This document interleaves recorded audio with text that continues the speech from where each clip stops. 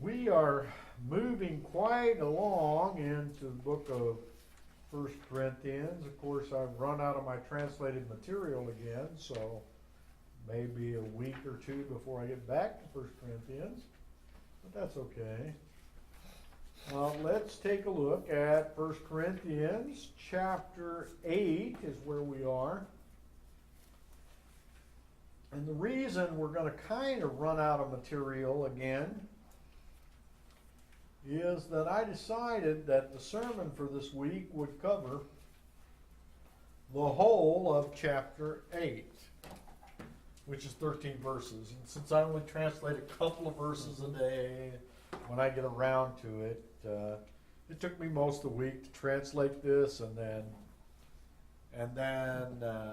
so I basically got through the book of the chapter, and so next week I've got to translate 13 or so more verses to be able to keep up. All right, so Paul continues to answer questions that he has been asked by the Corinthian church back in the beginning of chapter 7. If you'll flip back there for just a moment, keep your hand on chapter 8 because we're going to spend all of our time really there. But chapter 7, it says, "Now concerning the things whereof you wrote unto me," and then of course he goes into, "it is good for a man not to touch a woman," which was the kind of the topic of chapter 7, which was about relationships and marriage and all that stuff. So he's moving on to a new topic, but it is a topic that the church wrote to him about, and he's answering their questions about it. So as we get into chapter 8, it's just a new portion or a new chapter in this series of questions he's answering about that they've asked in a letter. His topic is based on a question that the church asks him about meats sacrificed or offered to idols. Although this is the surface question, it is the surface question. And this question is dealt with, or this question was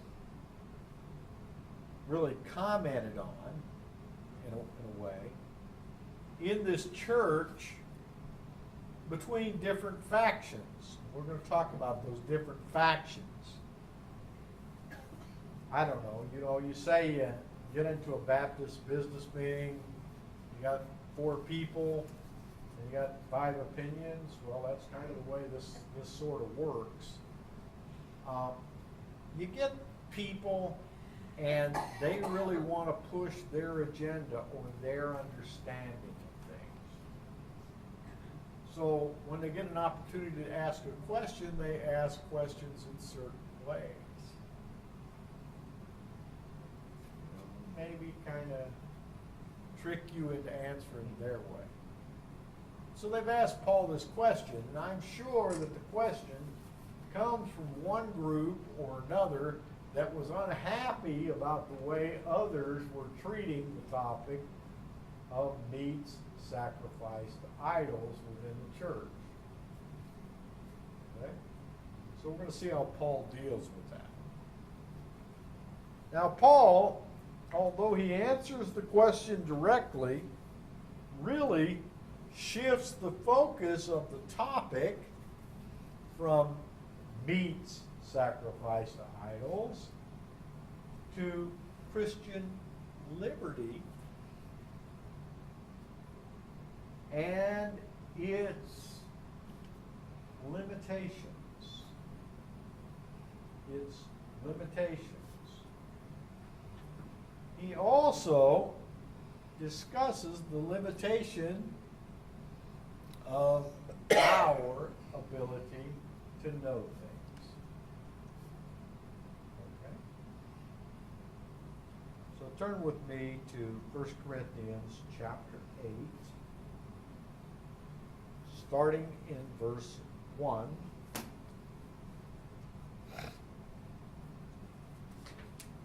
And we're going to read the whole chapter.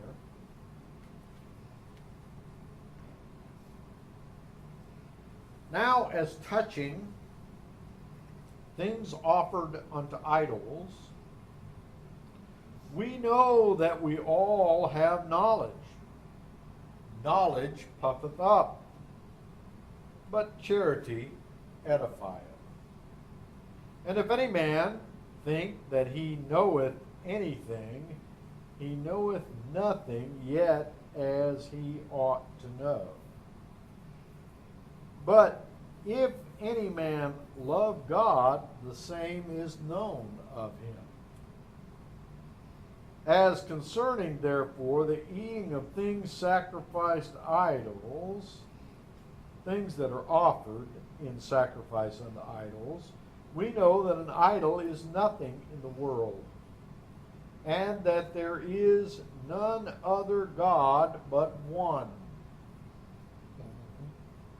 For though there be that are called gods, whether in heaven or in earth, as there be gods many and lords many, but to us there is but one God, the Father, of whom are all things, and we in him, and one Lord Jesus Christ, by whom are all things, and we by him.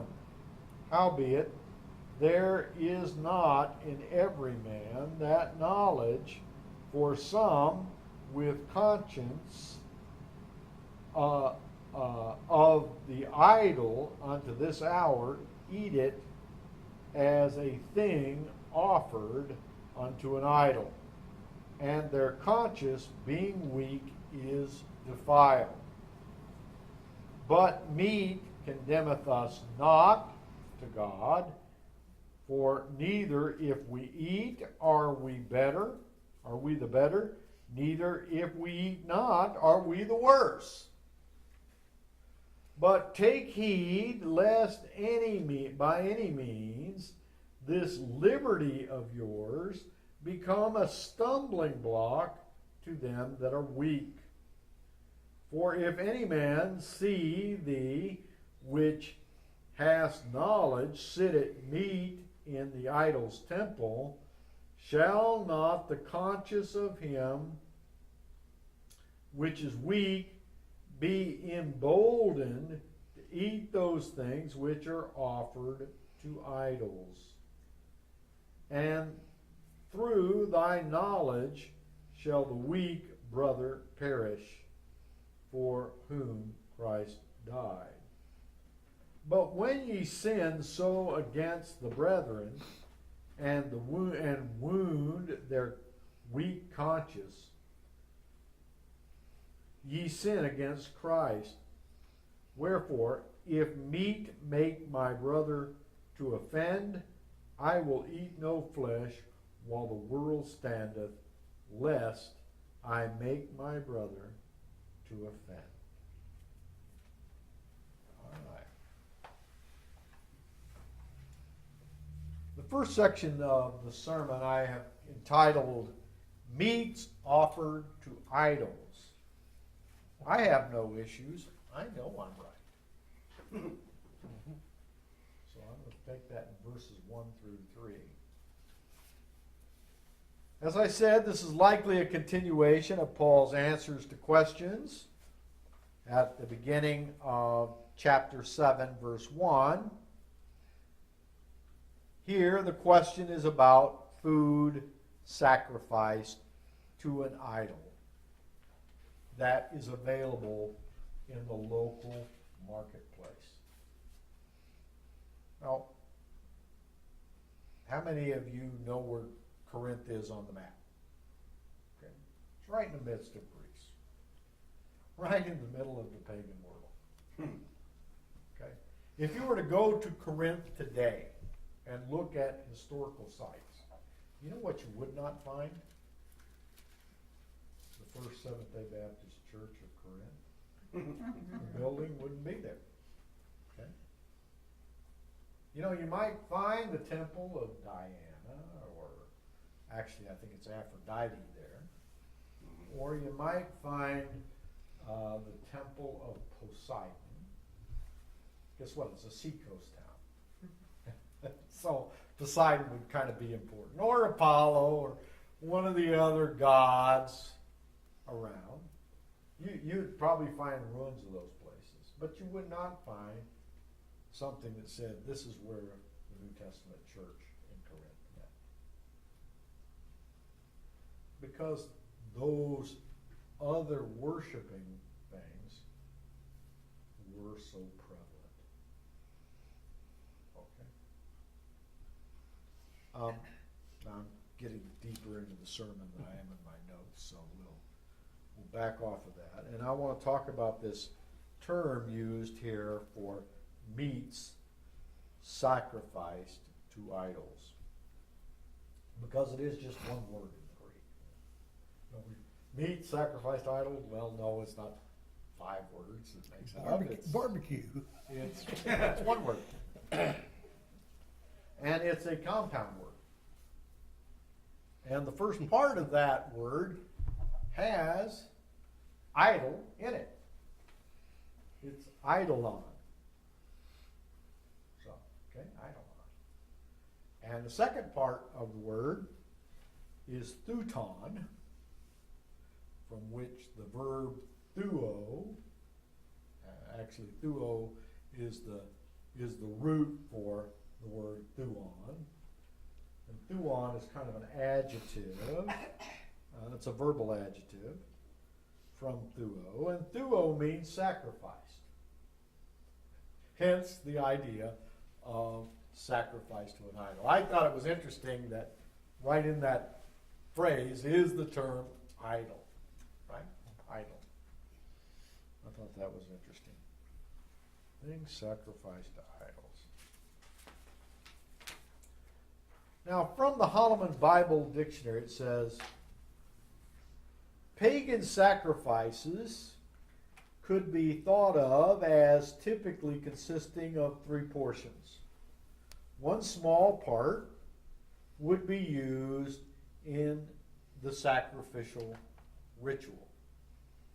In other words, I might burn all of that part up, right? I might consume that.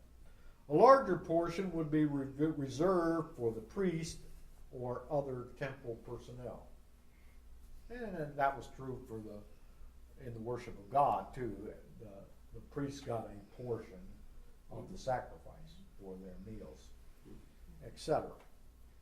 So if I'm a temple worker, I'm going to eat off of my working in the temple.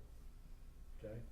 Whether it's the temple of God or whether it's the temple of some pagan god. Then also, the largest part would be retained by the worshiper to be used in 2 ways.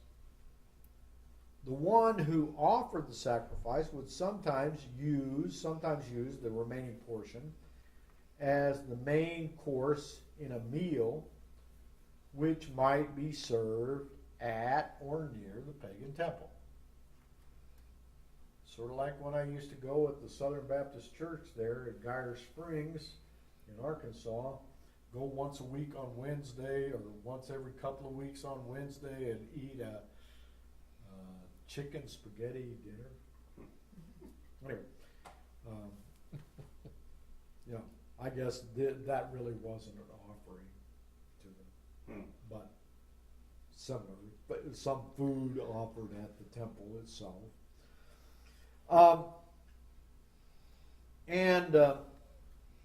Let's see. It is this type of religio-social event that stands behind the question raised by the letter in 1 Corinthians 7:1 and 1 Corinthians 8:1 from the church at Corinth to Paul, and subsequently as a background for Paul's response in 1 Corinthians 8:1. I'm not so sure that that's the meal that he's talking about here, one just offered at the temple. The second method, and this may be it as well, the second method of disposing of the worshiper's portion would be to offer it for sale at the local marketplace. Meat that was sold in this fashion would be brought and served as part of a regular family meal. So it could be the one that was actually held at the temple, right? But it could be a combination of both. They could sell it at the temple as well, right? The situation is reflected in Paul's comments in 1 Corinthians 10:23 through 11:1. So in the book of 1 Corinthians, we're going to get a lot of discussion about this meat sacrificed to idols business. Okay? Why? There's a lot of idols. There's a lot of meat sacrificed to those idols. Now, the question might be, well, what kind of meat? Okay. Or what kind of food? Because really this means food. And the food could be vegetables. Like the offerings to Aphrodite, some of them were vegetables. They might have also included like doves, for example, to Aphrodite at certain festivals. Poseidon, well, there's discussions about people throwing a whole horse into the sea and drowning it to satisfy Poseidon. But then, they would offer cattle, pigs, sheep, other things as well to satisfy our good friend Poseidon. And of course, we got these other various gods of the pantheon like Apollo, etc. So here's the thing I want to bring up. The issue here is not whether these foods were clean or unclean. Some of them were clean, some of them were not. The issue was they were offered to an idol. That's the issue. That's the crux of the question here. All right? So, anyway, in 1 Corinth, there were temples to Aphrodite, goddess of love, Poseidon, the ruler of the sea, Apollo, Hermes, Venus, Fortuna, Isis. One temple was dedicated to all gods, the pantheon. And there was a sanctuary of Demeter, Asclepios, the god of healing, and his daughter Hygiena, I think is the way you pronounce that. And it's hygiene, right? Mm-hmm. So there was a lot of temples, just a passing of temples. One god didn't satisfy you, go down the street to the next one. There's plenty there. All right. There was a variety of foods, various animals that were sacrificed to these gods and goddesses. All right, Adam Clarke in his commentary discusses the fact that there were likely three audiences within the church that are three different factions within the church that possibly were interested in his answer to this question. There was a group of people, two of those groups of people were Jews who converted to Christianity, and one of them was Gentiles that converted to Christianity. Understand the Corinthian church might have been made up of a lot of Gentiles, but there were some Jews mixed in there as well. He mentions the Karaites. These were Jews who strictly followed a strict interpretation of the law. Now, the way they looked at meat sacrificed to idols, if there's even a hint that this steak Again, it's not the issue of clean and unclean. Let's take this clean thing that's been sacrificed to an idol. Their issue is that even if there's a hint that this item that I'm buying in the marketplace or I'm eating in this temple place, if there's any hint that it was sacrificed to an idol, it doesn't have to be marked that. You don't have to have a tag on it that says sacrifice to Apollo on this and such a day. Even if there's a hint that it could have been, it might have been sacrificed to an idol, they wouldn't eat it. Okay? Because they saw prohibitions to that in law, from their opinion. Strict interpreters of law. Then there was the traditionalist. Here's the traditionalist view. This would still be a Jewish group, right? And it's what we see for Jews in modern times. They followed the teachings of the elders. Well, Rabbi so-and-so says that I can eat this thing if I do thus and such, and I can't eat it if it's this way. And although they were pretty much on the side of the Karaites, they didn't cotton to eating things sacrificed to idols. Their real concern was, is it marked? Is it marked as having been sacrificed to an idol? Now, might it be marked? Well, they didn't use tags, like we would in a grocery store. What they might do, though, is put a garland with it, or some hooves or horns or something, some way to mark the meat that it had been sacrificed to the idol. Okay? And if they saw those markings, the traditionalists wouldn't buy it, wouldn't eat it. Okay? Then this third group, and these guys have been pagans. So they've come out of paganism. And frankly, if they've gone so far as to come out of paganism into Christianity, they knew for a fact that the idol was nothing, because they're no longer afraid of Apollo and what it can do to them. They've gone so far as to join the other side, right? So and they don't care. They could go eat that meat all day long.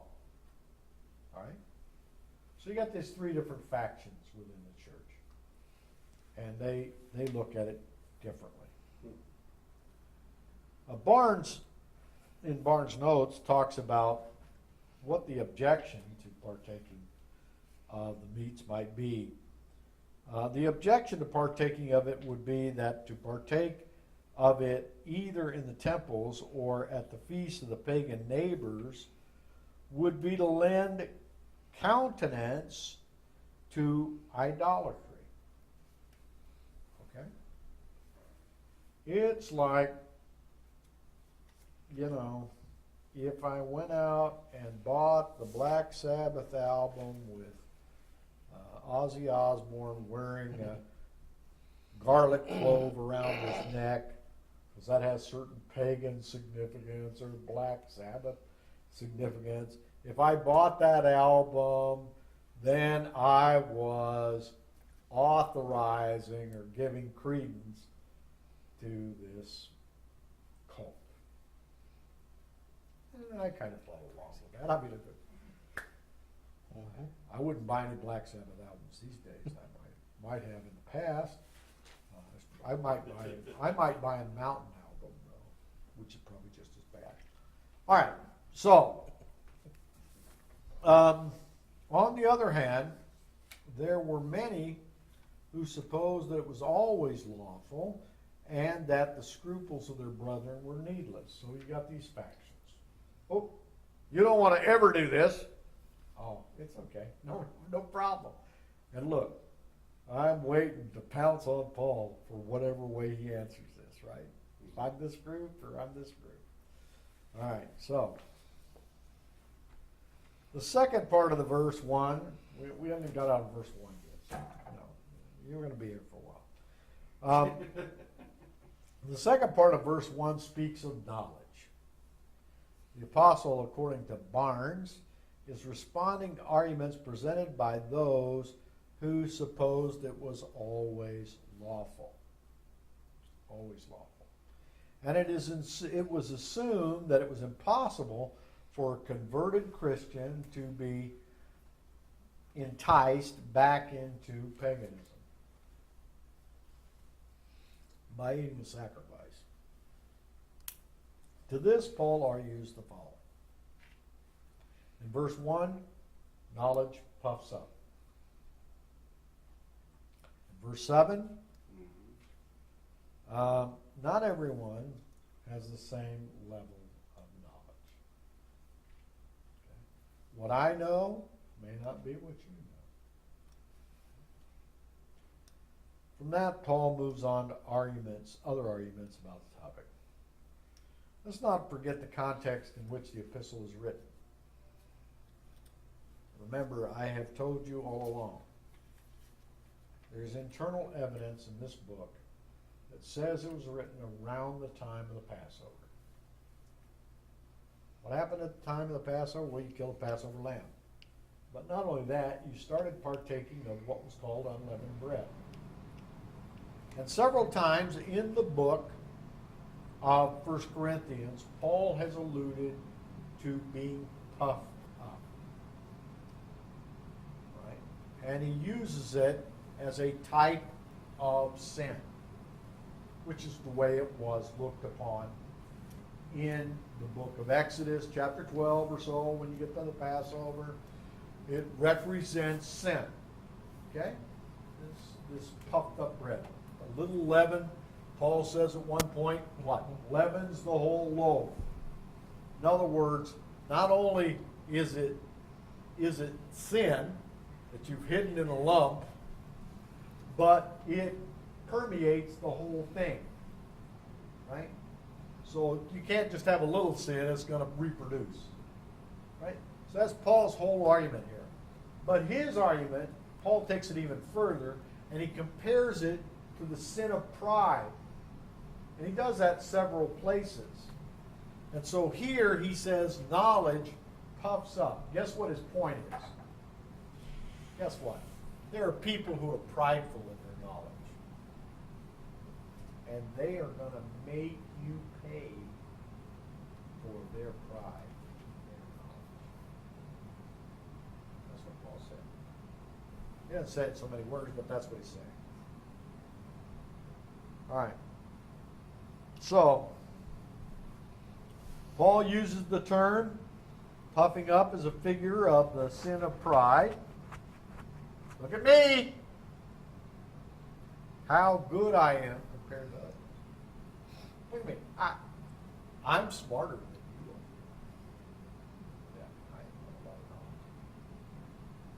Yeah, I'm not going to let anyone else's misinterpretation get in the way of my liberty to do what I want to do. That's the puffing up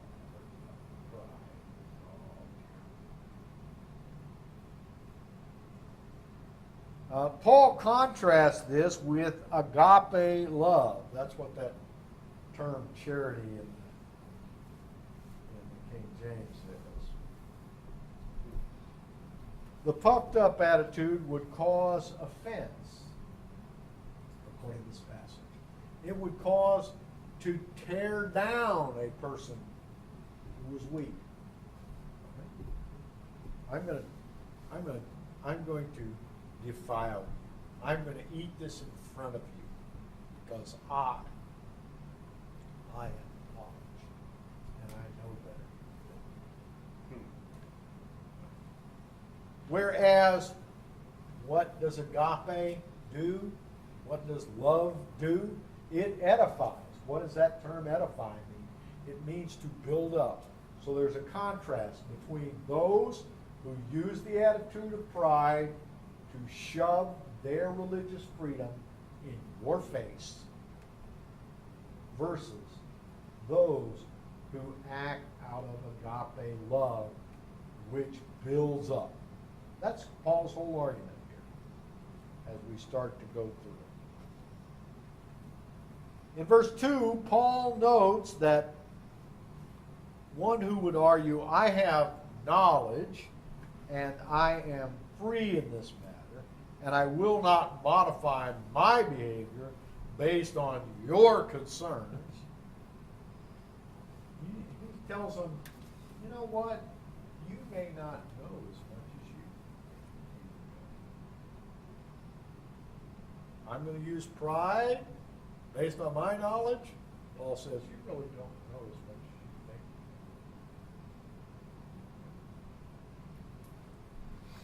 The argument in verse 3 is that what you know is not as important as who you are known by. In other words, I know this, I'm smart, I'm smarter than you, but wait a minute. The important thing is to be known by God. All right? And what's the key to being known by God? Look at the verse. What does it say? Acting out of agape love. Not beating on your chest saying, I know more than others. What Paul says is what's important is that you're known by God. And the only way you're going to get there is by acting out of agape love. All right, so now we're to the second section of the passage, verses 4 through 7. Now here's what he says in 4 through 7. The idol is nothing, and my knowledge is limited. Paul continues to discuss knowledge in verse 4. He answers that the knowledge that every Christian has should acknowledge one thing. In other words, if every Christian has knowledge, here's the one thing that they should acknowledge. If you really know something, here's one thing you can know as a Christian. An idol is nothing. Bottom line, look, if you're a Christian, you should know that an idol is nothing. Robinson says that the proper translation here might be, no idol is anything in the world. No idol is anything in the world. This fact is driven by the fact that there is only one God and no other. Look, if there really is only one God, which is what we believe, then all these other guys can't be God. Bottom line. Therefore, if they're not God, then they're what? Nothing. All right? So, the idol is nothing, and therefore, the worship of the idol is nothing. Therefore, eating what has been sacrificed to the idol is meaningless. This is Paul's argument. Very simply. The next two verses, I and others have used for many years to show that Mormon doctrine, and I might point out those who believe the Christian God is three gods, I've used that to show that Mormonism and its doctrine is incorrect. They really worship a pantheon of gods. Okay?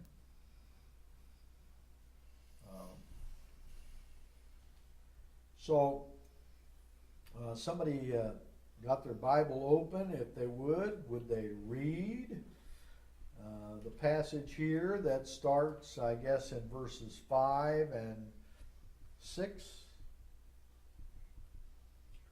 For though there be that are called gods, whether in heaven or in earth, as there be gods many and lords many, but to us there is but one God, the Father, of whom are all things, and we in him, and one Lord Jesus Christ, by whom are all things, and we by him. All right, so, that kind of puts a death knell to the idea that there's more God than one. We could always go to Isaiah 43, verses 10, and really sink it home, but that's good enough. This is one of those passages that is hard for someone who believes something else to handle. There's only one God. All right, so the New American Standard, the first part of verse 5 reads like this. For even if there are so-called gods, whether in heaven or on earth. So they might be called gods, right? They might be called gods, but that doesn't make them gods, right? Even though one evokes the name of Poseidon or Apollo, and talks about them in terms of deity, they are gods in name only, according to Paul's argument, because there is only one God, in verse 6. Now, Paul takes it a step further. There is an allusion to the doctrine of the Trinity. And the one God is the Father, but also the Godhead includes the Son, the Lord Jesus Christ. They are not two gods, but they are different personages within the one God.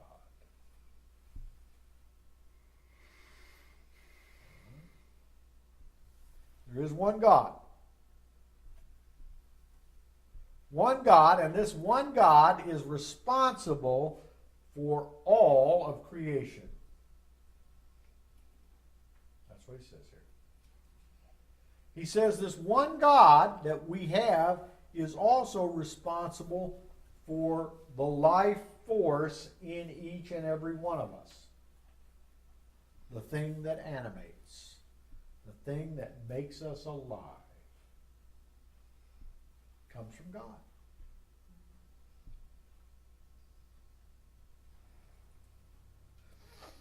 Paul then moves back to his discussion of the limitation of knowledge. Not everyone, he says, is at the same level of knowledge and understanding, according to verse 7. Therefore, because for some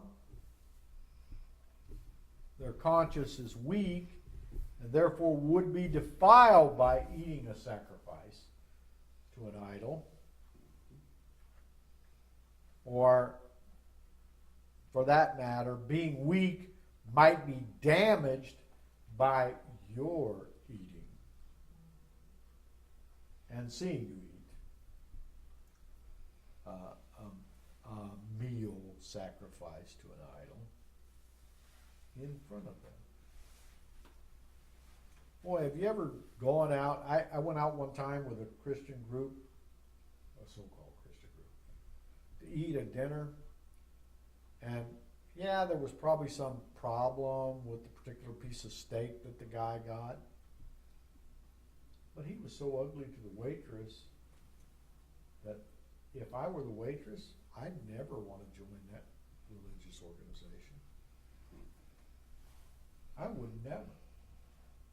He just railed on her up and down, and 3 days from Sunday, and how this was the worst eating place in the world, and how she was the worst human being in the world for serving him this steak. Well, he damaged a witness that he had an opportunity to give to this young lady. And Paul's saying that if you, knowing more than the other guy, rub it in his face, you could be damaging your witness to him. Okay, I'm going to use an illustration. Now, I don't know how many of you know this, because I don't talk a lot about But I don't personally eat things that I find in Leviticus chapter 11 are considered to be unclean. Now that's not the practice of every Seventh-day Baptist, so don't get me wrong, I'm not advocating that. Okay. But if you want to be right, then. Anyway, that are classified. I don't believe that God changed his sin laws on this topic. But I don't emphasize it because I believe in concentrating on what Paul calls the weightier matters of the law. Okay? Weightier matters of the law. Mercy, sacrifice, those kinds of things. Now, some who know this about me think that I'm weak. Okay, that's why I noted at the beginning of this that this discussion is not about clean and unclean. It's about whether or not it's sacrificed to an idol. But they think I'm weak because I don't eat these things. I know of some because of their self-perceived liberty. Now, notice I said self-perceived liberty in these matters of clean and unclean. Make sure that when I go out with them, even if I'm buying, you know what they make sure they do? They order something that's unclean. And they do it on purpose. So they want to rub it in my face. Okay? Now, fortunately, I don't take offense at that. Because I don't care what they think. You know, I have to deal with God myself, and that's the way I look at it. But they're purposely going against Paul's admonition, even if the issue's not clean or unclean. They're going against Paul's admonition. They think that I'm weak. And yet they're purposely doing this in front of me to rub it in my face. Now that's not right. According to Paul, it's just not right. All right, now, here's the thing. I'm not offended by their weakness. Because that's the way I look at it. It's their weakness, it's not mine. By their lack of knowledge. But some might be. Some might be offended. Some might be hurt. We may get people to come to our church, okay, and visit with our church that maybe had an Adventist background or some other background where they don't eat clean and unclean foods. And if we make a habit to rub it in their face, we will hurt our witness to them. Okay? I'm not saying that, here's the thing, I am not preaching about clean and unclean. Okay? I'm just saying don't use your liberty in any matter to rub it in the face of somebody else. Okay? Here's the thing. I'm not offended by their weakness, like I said. Now, I'm not saying Paul is speaking about clean and unclean foods. I know for a fact that he's not. I'm just giving you a negative example of how some treat their knowledge and their liberty. All right, last portion of the verse. Of course, we're after hours, so see what we'll do. Verses 8 through 13. Liberty and knowledge are held in tension against offending a weaker brother. Verses 8 through 13. Paul's whole point is captured in the next few verses. He has argued knowledge can be dangerous. Knowledge is limited to some. He's argued there is only one God, and the sacrifice and the idol are nothing. clearly, he points out, I have a right to eat these foods. I have weaker brethren who might not be able to eat these foods in good conscience. These are things he's talked about. According to Paul, if I eat this food, it doesn't buy me anything. Neither does the not eating of this food. In other words, I've already told you it's nothing. So if you eat it, if you don't eat it, if you eat it, that's okay. If you don't eat it, that's okay. Doesn't matter. Okay? Bottom line. That's what he says in verse 8. In verse 9, he indicates that our liberty in this matter should not be used in such a way as to cause a weaker brother to stumble. Now, the word for liberty here is the word for power. It's the word for power. It's exousia.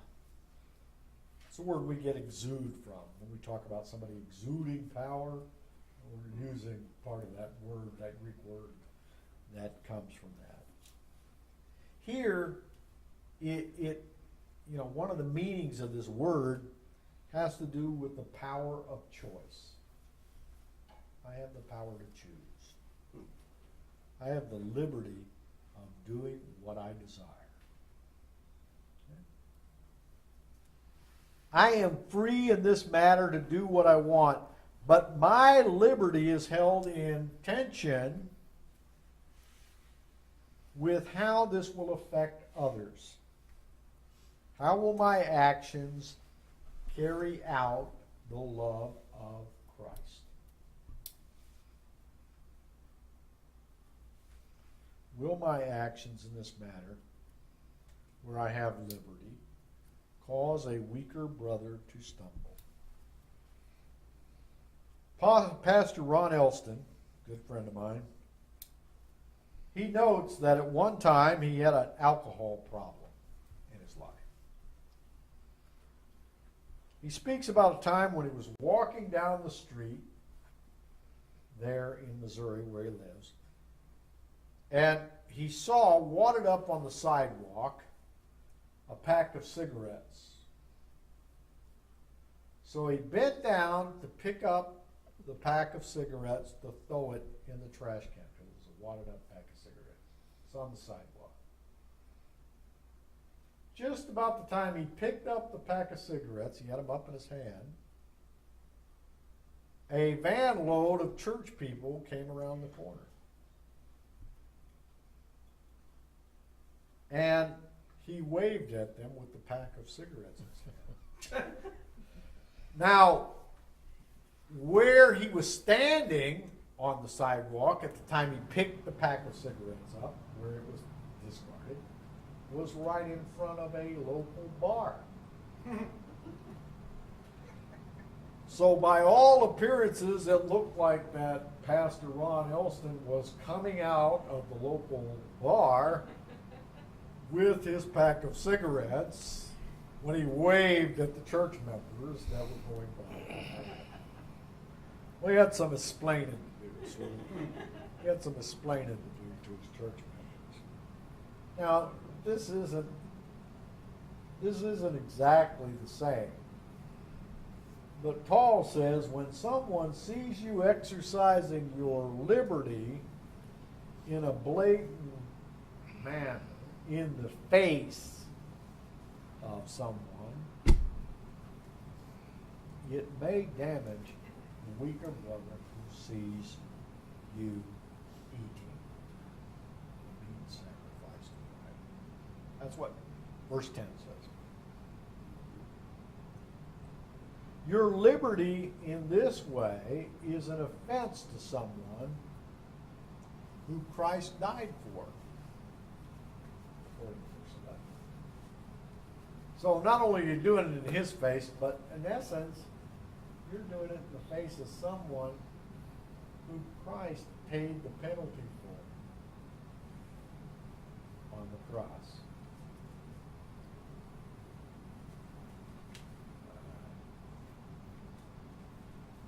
Well, we only have a few more, 20 more pages. Oh, actually, we're down to one. Your sin, according to verse 12, is an offense against your weaker brother. You have sinned against your brother by causing him to have his conscience defiled. But not only that, when you sin against your brother, you are sinning against Christ. That's what Paul says in verse 12. Paul concludes, in a long haul here to get here. Paul concludes that even though he is at liberty, if this liberty causes offense to a weaker brother, he will not exercise his liberty even to eternity. Pretty good way to sum this up. All right, so in conclusion, the issue of meat sacrificed to idols can have a real-world application. There are still those in the world, many that are called gods, and many that are called lords. But really a real practical application for today is found in Paul's main point. Here's what I've done to summarize his main point. Don't use your liberty in a prideful way so that it offends your brothers in Christ. Some other principles we find here is that there is only one God. Though there might be many given the title of God in this world, there is truly one God, only one, creator of the universe and giver of life. Idols and their symbols of worship are nothing. Now, here's some questions we might ask ourselves. Am I doing anything based on my knowledge of Scripture that might offend brother? I don't expect any answers here. Understand? These are questions to ask yourself and figure out what your answer is. Do I think I know it all? Well, yes, of course I do, but I'll tell you that. No, here's a real fact. I don't know it all. No matter how much I think I know, I don't really know. That's what Paul told me. I may not agree with him, but at least he told me that. Do I give credence to the claims of so-called gods? In other words, am I really worried about those that are called gods? Am I really worried about, going into Salt Lake? Yes, I know there's an oppression there. Yes, I know that there's spiritual darkness, wickedness in high places. But do I fear those ones called gods?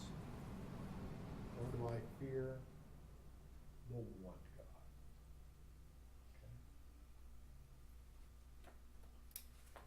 Okay. Now, I spent a lot of time to tell you this. Basically, your liberty is limited by the fact that you have to love others and represent Jesus Christ and his message on this earth. Sister Nina, and normally I'd say Brother Dave,